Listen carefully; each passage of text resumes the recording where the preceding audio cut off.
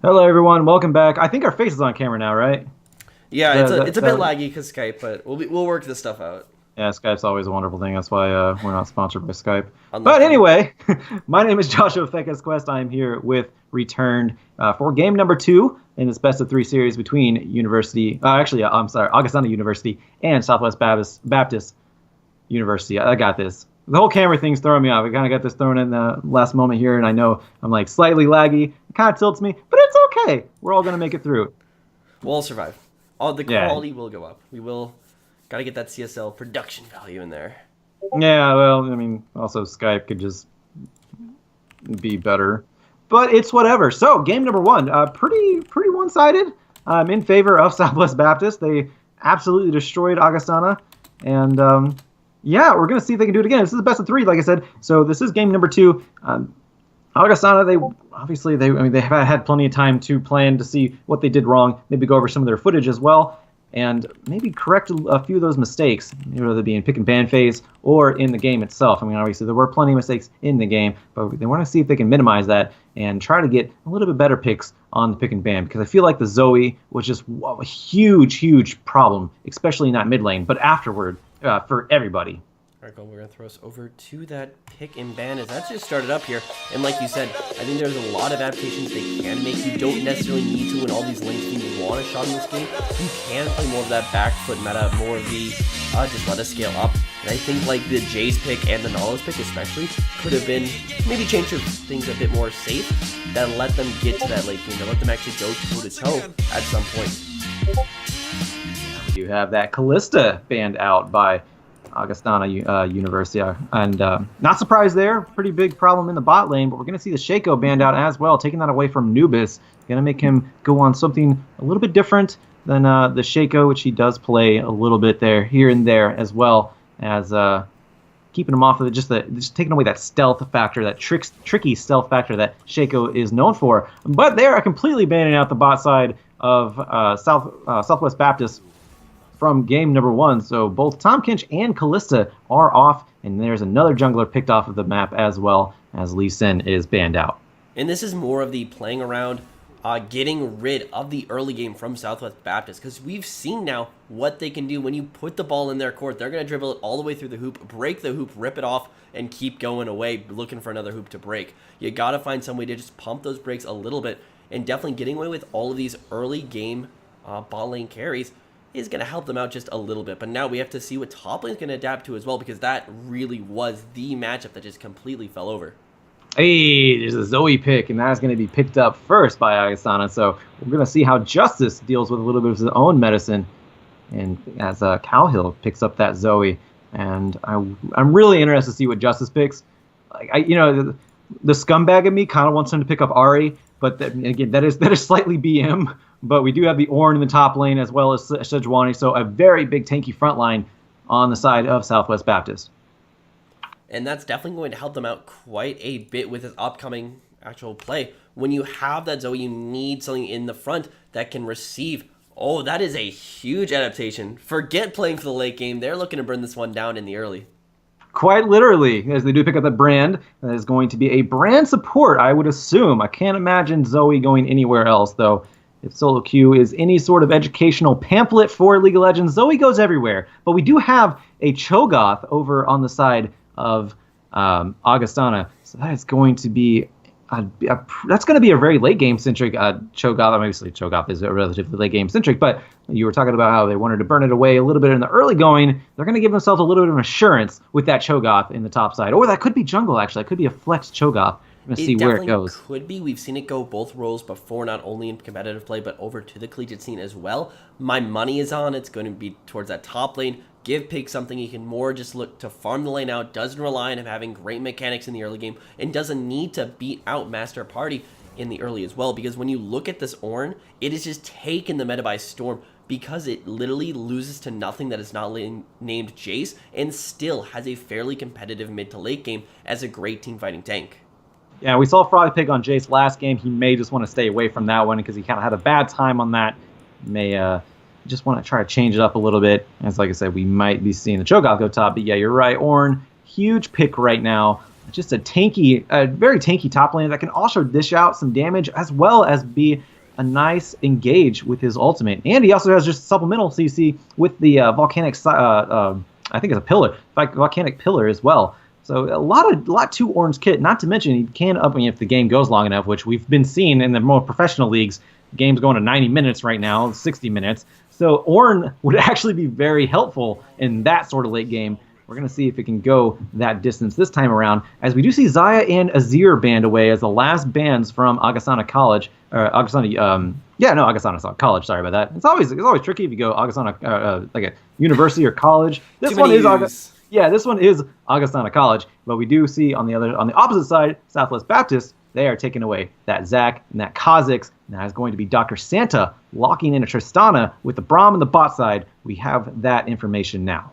The Azir ban for me is actually a pretty big one coming out for Augustana, because you already have the 3 big, beefy frontliners coming out for SBU, and now you need some amount of damage behind them, something that's actually going to enable this team, if they don't win in those first 20 minutes, to carry it through and win out the rest of the game. So taking away Azir takes away probably the highest DPS mid laner you can currently have in the meta. There's still that Rise, there's still that Malzahar that can get the job done. It's just nowhere near as efficient, and it's still going to come down to a lot of this early playmaking that we've seen out of Southwest. Yeah, no, I mean, if we saw plenty of that last game, so if anyone can do it, it's going to be them in this scenario. But we do see a Vi being locked in, so they have a great initiation over on the side of Augustana now, and that is going to be that Cho'Gath going into the top side with the Caitlyn on the bot side and the Vi in the jungle. So it's going to be a very aggressive bot side with Caitlyn and Brand. You land any sort of stun or a trap, and somebody is going to get roasted in the bot side. Yeah, there is so much lockdown potential, not only in the bot lane, but everyone that can appear in the bot lane as well. Zoe, if she picks up a TP, she could join one of those bot lane plays as well, or could just roam on down. We saw Justice do it on the side for SPU, consistently making her way to the top side. So, going to see if Callie can do the same, but maybe on a different side of the map. But yeah, just imagine how much damage you can get down into one target with a Vi ulti, a Zoe Sleepy Time Triple Bubble, the Cho'Gath ulti, plus all the damage that this bot lane is going to be able to dish out.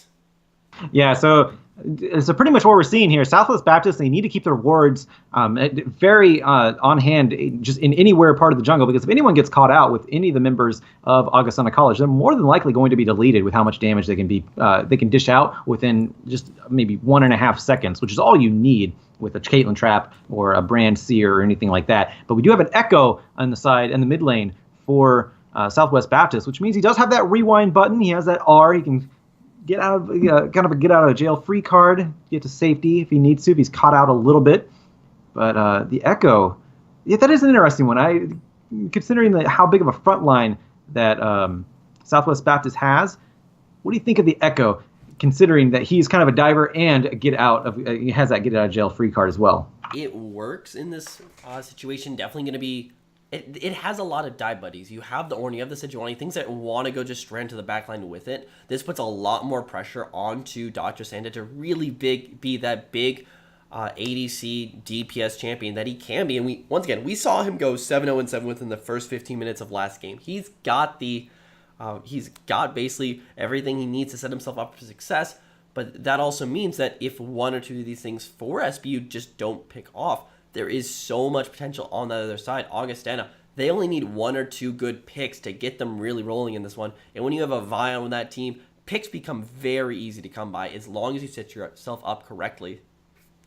Yeah, and we were touching on how easy it is to just pick somebody off from the side, or if you're on the side of Augustana College. So that is going to be something that SBU has to be careful of.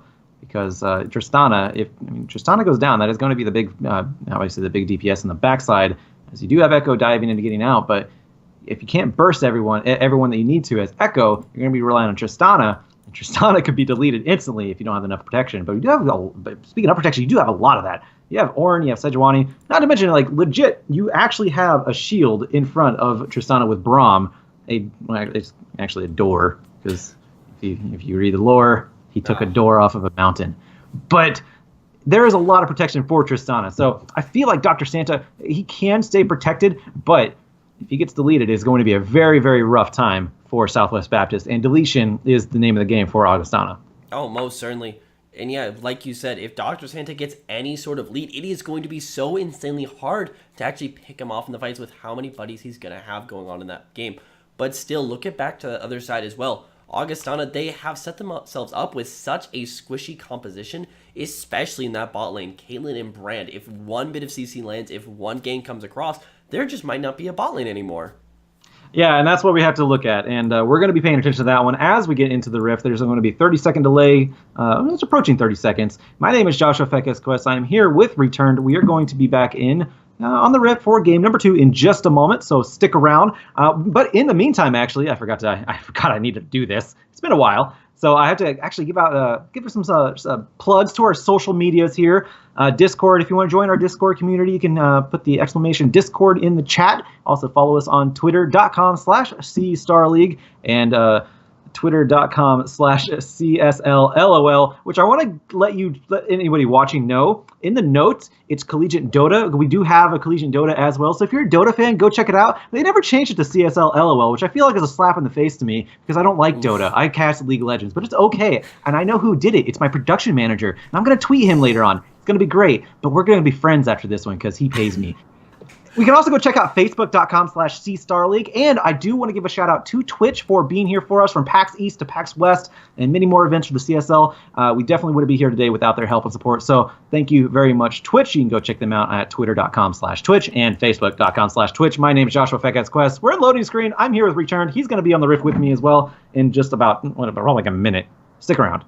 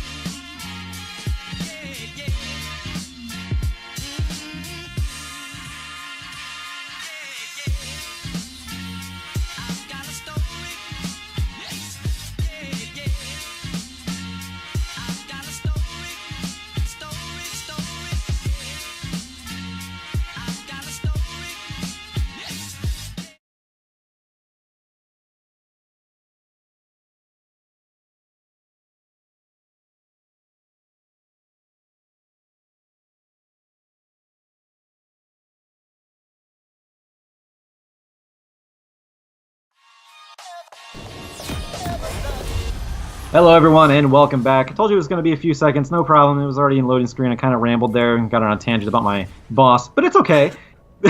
We are back on the Rift. Game number 2, the first one taken by Southwest Baptist University in a pretty decisive fashion. There was really nothing that Augustana University could have done earlier. Augustana College, I should say. Yeah, actually, I was told there was a difference. One's in a different state than the one in Illinois, which is the one that's playing. The one in Illinois is playing. But as I talk about that, we do have some grouping on the bot side of Southwest Baptist, so they are going to land the Q from the Braum onto Power. Is he going to be able to get away? There's no auto attacks to follow it up to get the concussive blows and get the stun, so that is just going to be Power. Playing it cool, by the way, keeping his not doing any reaction flashes or anything like that, keeping all of his summoners, going to go back, play it safe, and just come back to lane like it never happened. Dr. Santa missing that jump. He jumped to the wrong side of the wall. Basically meant that Power FFS could just get out because aside from Santa, there are no ranged champions left on for the side of SBU. So they can just kind of walk that one out. Doesn't have to get too aggressive there. That's a lot of vision going on over for both sides. It does look like both teams will probably have a pretty good starting idea of exactly where these jungles are going. Yeah, it seems like it's going to be the same start, outside of that small invade that failed. As far as jungling is concerned, it is going to be the same start as before. Both junglers starting on the bot side of their respective sides, which, by the way, they have switched this time around with Southwest Baptist being on the top side and Augustana being on the bot side. But they're both going to meet in the middle pretty soon, as Titan Dog and Anubis more likely once again could go up into the top side about the same time. I'm going to see which one affects which a little bit more. Anubis, I do like the vibe pick this time around. We're going to see, again, I think it was a bad Zac, but, he didn't quite have the didn't quite have the effect that Titan Dog did in the last game. Or no, he played Jarvan. He played Jarvan. Titan Dog had the Zagat. It still wasn't a bad Jarvan. It still did not have the same effect as Titan Dog. No, definitely not. And it gets really hard once that snowballing effect starts going around where all of your side lanes are losing, they give up the vision control. It makes it so difficult to actually come back and for Anubis to make some of these ganks happen. So a lot of this game has to rely around making those early gank pressure, making sure those lanes actually start pushing out early, make sure that they secure that vision game so Anubis can actually still continue to play the game. Oh, speaking of playing the game, Anubis, he's trying to play a game of League of Legends. Titan Dog does not want him to. Meanwhile, in the mid lane, there is Justice being drowsy, going to sleep, getting some damage put onto him. He actually gets the hit with the Q as well. We're already seeing his health bar glow. We need to be careful. And yeah, that's going to be some aggression coming out from the side of Southwest Baptist. Looks like it paid off in jungle, not so much in the mid lane though. No, definitely not, but check out this roam. Looks like Titan Dog, he's going to be paying a visit to the top lane. He's not even needed. No, he's not needed at all. He's actually gonna. He might die. He's gonna die. That was one extra turret shot too many. Rammed himself into the wall, and that's what he gets. He's going to now die. But that is first blood going over to the Ornn on the top side, Master Party. And yeah, that is still a 1-for-1, which is more than they had last game this early. So the improvement is there.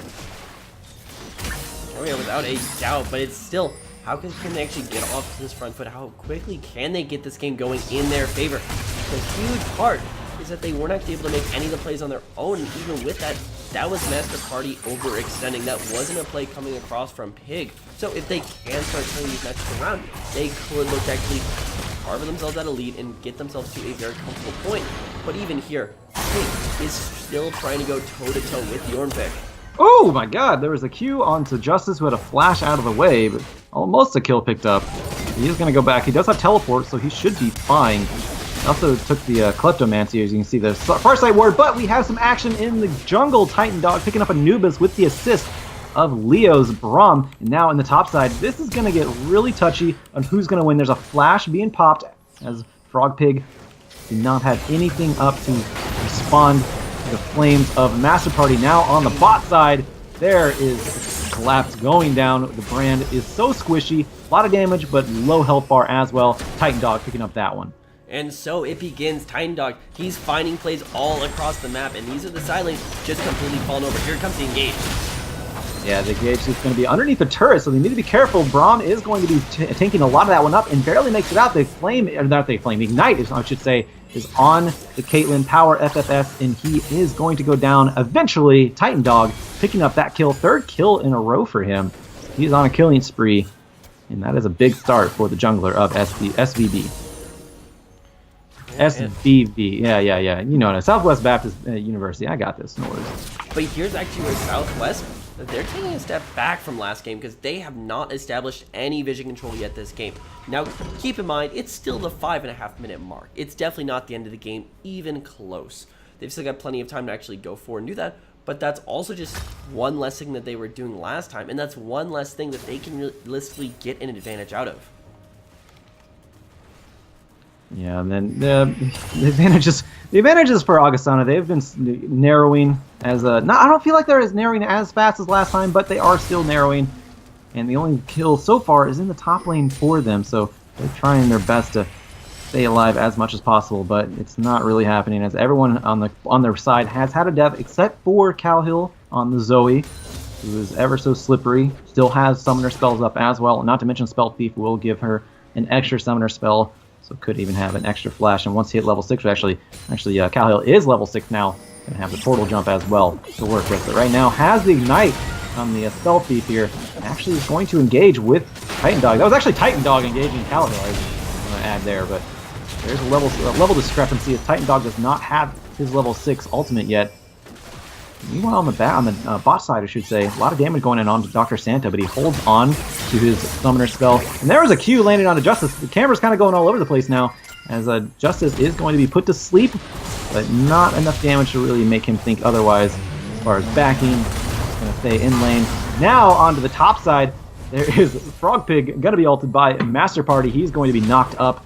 I don't know if this is going to be a kill, although Titan Dog is making his way to the top side. He doesn't have ultimate still, but he can come back into, or just ran back into Frog Pig, I should say. And yeah, he is going to go down. That was a nice knockup, but is it going to be enough? It is not. Master Party picking that one up, burning the Voidling alive. You have to respect this early game Ornn. He wins nearly every single lane because of that Bellows Breath, because of how much damage he can get out while still being defensive and getting that shield. But here could potentially be the mismatch mid lane. There's the rewind button being pushed by Justice and the stopwatch being used. He's going to stay alive a little bit longer. He's going to try to pick up a kill, but he does not. He does end up going down, and that is Anubis picking up that one. But meanwhile, on the top side, the tower is going down. And I think we're going to finally get off the Skype. I'm actually really excited. So hopefully the mic quality goes up. BRB, guys. God bless. Well, as we continue moving through this upcoming change, definitely the mid lane for SBU is starting to fall off just a little bit. And this is definitely the risk of running that mid lane Echo against somebody so aggressive like the Zoe. And still, it's going to be something that's going to keep them at a little bit of a hindrance. That being said, though, Titan Dog is just finding play after play across this map. Yeah, and so far so good. Titan Dog has had his influence felt in almost every lane. The mid lane, not so much. He did have a little bit of a scrap with the Zoe, but it wasn't, or I should say, it didn't really equate to anything, as the Zoe is still alive and still has not died, I should say. And other than that, Titan Dog been very effective in this game, as he was the last game as well on the Zac. Likes those tanky junglers that have a lot of CC. Now he's level 6, going to be adding to that quite a bit, as you do see maybe a possible roam coming to the bot side. And there's the, there's the ultimate. It whiffs, and now Titan Dog's out of mana, so there's that. Yeah, not really much to say there. Yeah. It's going to be put to sleep, Titan Dog. It's not going to be hit with a Q, as Cal Hill needs to make it back into the mid lane. Sees that a lot of members of Southwest Baptist making their way up toward the Dragon Pit. They're going to engage under that dragon. And still fighting the top lane. Really, it's just been an island, quite literally. It's just been themselves. I don't even know if, I don't think the teleport's been used except for getting back to lane, but missed the Sleepy Trouble Bubble, and that might be just what Justice needs, and what Justice gets is that kill in the mid lane. Very nice outmaneuvering by Justice's Echo. Meanwhile, the dragon picked up all around, going very well for Southwest Baptist. SBU, you give them an inch, they will take a mile, and the inch has already been given. Oh, you're gonna move it. Yeah, it's like it doesn't ever stop, but the ultimate was still up by Justice, but it is as well for Anubis, and now he is going to get into his shield bubble. Is he going to try to tower dive? Nice flash by Justice. He's going to go turn this one back and pick up a kill with the assist of the turret. Meanwhile, on the bot side, Leo taking up the turret shots for his friend, Dr. Santa, picking up a kill onto Collapse, and he did collapse underneath the turret. Bran going down, and now Power FFS with the ace in the hole coming out, not going to be killing anybody. Maybe shoving them back away from the turret, giving them another day. There's the Piltover Peacemaker, and that was a Q kill picked up by Caitlyn. Very nicely placed. And that was Dr. Santa getting a little bit greedy, feeling so big from that great power dive he just had with the Leo. But unfortunately, Caitlyn still deals damage in the early game. Piltover Peacemaker will get you nearly every time. Unfortunately, wasn't quite ready to jump on out of that one. Had the flash and the heal available. Maybe was already looking through the shot, but either way, slight advantages going back over to ACU. But even said, the vision game has started to get established here from SBU. They can keep this game rolling. Here's up Justice. Yeah, Justice going back on the offensive. The Rip Herald picked up, so he has allies in the vicinity, and that is going to be Cal Hill being locked down with the concussive blows thanks to Leo roaming into the mid lane, and a kill picked up once again for Justice, 3-1-0, and now they set their sights in on the mid lane turret. And this will be that first objective, and actually no, the tower's already dropped in the top lane. Choke out. Yeah, choke out these. He actually canceled. He canceled it. All right. Well, that is a teleport down on the side of Augustana, and that is going to be the full-on engage coming out from Southwest Baptist. There's really nothing. With so many tanky characters, they can just power dive this no problem. And Anubis, he can't do anything about it. That's a double kill for Justice. 5-1-0, and now the mid lane turret. And that is going to be the Rift Herald being summoned to the Rift as well. Exactly. Without any realistic frontline available for the side of AC, there's just absolutely nothing to prevent this team from SBU just taking absolutely every single advantage they want to. They've got these big beef members where they can just walk through the towers, can just take anything they want, and that's going to extend that tower lead up to a 3-0 with about 6 to 7K here in the bank advantage. It's not looking good once again for AC. Yeah, and 2,500 of whatever lead they have is in the pocket of Justice right now, unspent. So when he comes back, he's going to have a huge power spike, and that's going to be increased even more because Dr. Santa just picked up the bot lane turret on the outer side. So that's all outer turrets down in favor of Southwest Baptist, and now they have the game completely in their favor. They already had it pretty much, but it's totally obvious now, and this is a familiar territory for Augustana as they are on the back foot wondering what to do. Here's really the thing that even puts this game further down into the hole for Augustana. They don't have the scaling vein. They don't have the realistic expectation that, okay, we'll just outscale them if we can last that long. They have a Caitlyn on ADC. Sure, she's been known to put up some big damage numbers in those late games, but it is infinitesimally just harder to do in some of these fights against something like the Tristana, against something like the Echo. And as long as this game keeps going, as long as nobody from this SVU team actually disconnects, they are firmly going to have the advantage over Augustana. Yeah, we saw that in game number 1. We're seeing that, except for the late game scaling, besides Cho'Gath, pretty much the only one we have, he said. Yeah, it's been a stop so far in game number 1, definitely in game number 1, and so far in game number 2, they're looking to increase that, or I guess continue that sort of domination that they had. And yeah, again, you mentioned it, there's really nothing to counter it at late game, and now with the missed skills on from Zoe, that is going to prompt Dr. Santa to just dive in, pick up a kill onto Zoe, almost a solo, but Leo did give a little bit of assistance there. And that is the finesse with these players. Even when some of them get behind early, look at Justice as an example, they know how to come on back. Justice started the game 0-1-0. He is now 5-1-0 with the 10 stacks onto the Dark Seal. He shouldn't have by any means won that lane, but it was through his prowess, through his mechanics, he was able just to completely take over.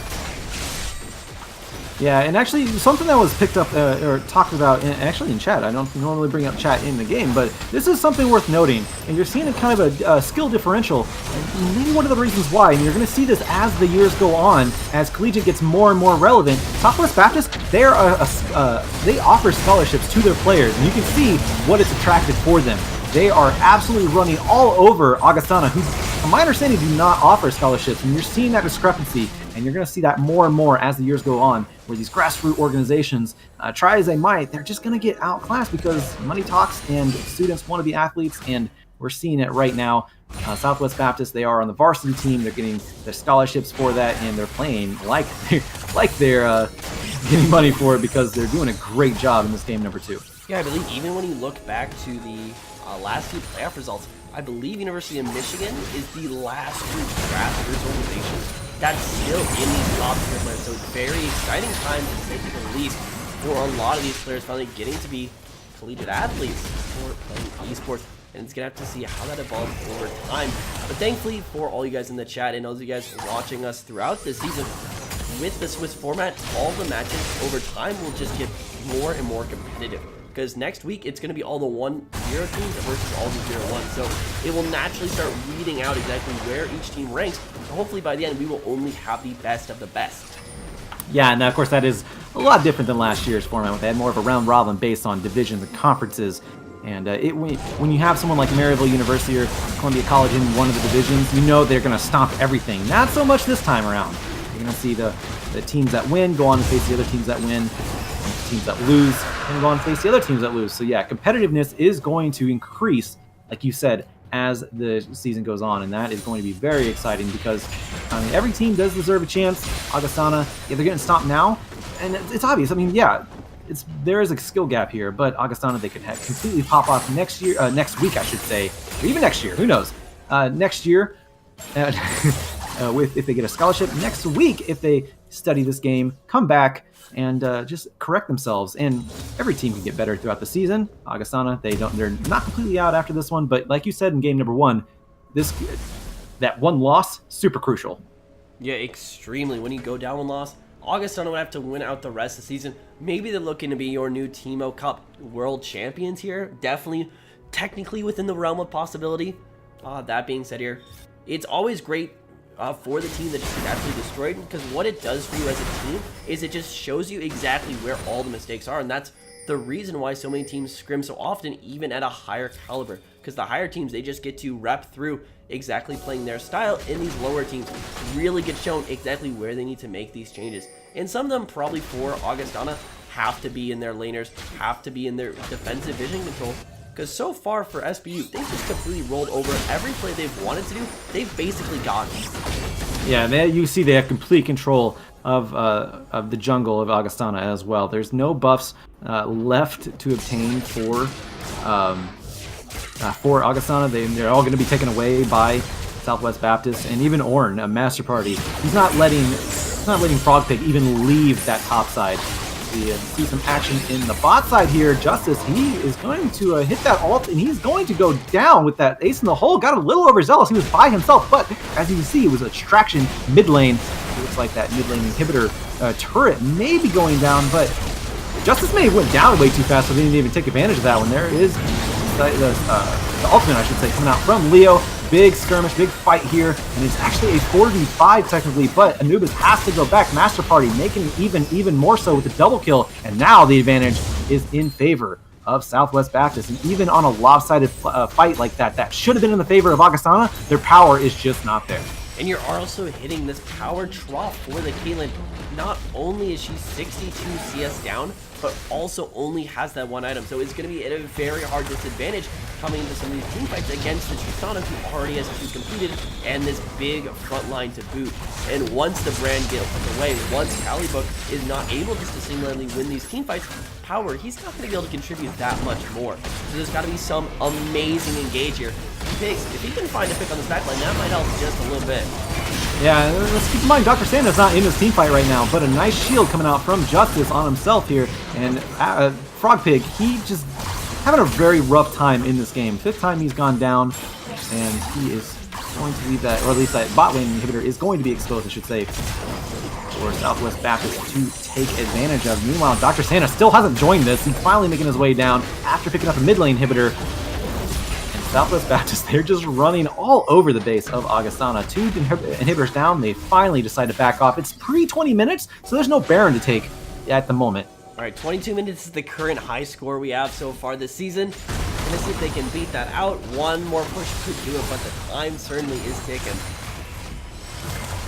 I love looking at KDAs here. So I think it's about the same as last time with 4 kills to whatever. Whatever Southwest Baptist wants to get, because I believe I think it was only 4 kills that Augustana got last game. So that's the wall they hit. They want to, if you want to improve, you got to break through. This so far, Leo has not died this game. Titan Dog has not died either. So just for fun, target somebody. It's gonna be really hard for Augustana to even target either of those two. How tanky they are right now. Dr. Santa and Justice destroying anyone on the front lines. Let's take a quick look at some of these builds here, especially coming up from Till I Collapse on the brand. So normally when you play these mage-based supports, you really do love to go for the cheap or supportive AP items, like the Leandre's Torment, like the Riley's Crystal Scepter, because they're very low budget, but they'll get you pretty far once you got both of them completed. No, he's going straight for the Abyssal. He wants to, not even the Abyssal, that is the, I don't know what I'm saying anymore. But he just wants to go straight for that penetration, and I'm not sure what that's really built for, as nobody on the side of SU really is stacking that MR yet. No, not yet at all. I mean, they don't really, it doesn't seem like they have to really, and they're going to get the Baron, and it's going to be even more, I guess, twisting that knife, because yeah, I mean, you have Justice with the Void stat as far as penetration goes, but there's really nothing else going on the side of penetration, because they don't have to. There's not really any armor built on the side or magic resist built on the side of Augustana. It's, yeah, they just haven't had the position to get any gold. You can see the farm discrepancy is huge, except for that mid lane. That's the closest one, and that's still pretty far, you know, if you're playing at a high caliber. Top lane huge, bottom lane huge, and there, look at that, look. Just absolutely destroys anybody caught. Calhill going down. That is going to be Anubis going down as well. Dr. Santa picking up that kill. Ultimate coming out from Master Party just to secure that Frogpig goes down as well. And this might be an ace. Power, he's going to go onto his fountain, but I guarantee Dr. Santa can do that on the fountain. He does. He picks up the ace while Power is on the fountain. That is going to be game number 2 going over to Southwest Baptist Nowhere University. is safe against this SBU squad at all. Like that, they are going to wrap this one up. Gonna have to check the timestamp on the last one and see if they actually beat that out, because that was pretty close. Yeah, 22. It ended at 22-21 technically. I don't remember what it was last game, but it's pretty. Yeah, it's extremely close no matter what. However you crack it, Southwest Baptist University absolutely destroyed Augustana in both games, and that is going to be that best of three wrapped up now. I believe that's our only best of three for today. That's going to be Southwest Baptist joining the 1-0 bracket there, and of course Augustana going down to the 0-1 bracket. They're still in the tournament, of course. They have plenty of opportunity, if not to come back, to at least improve throughout the season. But yeah, congratulations, Southwest Baptist. Yeah, you really just have to take that one as a learning experience. Get something out of that match, because honestly, if you're a player, those kind of losses are so demeaning when you just get absolutely routed in under 25 minutes. So hopefully we can see them evolve and grow as an organization as well. But also, best of luck to SBUs. Their playoff picture is definitely still very alive, and it's only week 1, ladies and gentlemen.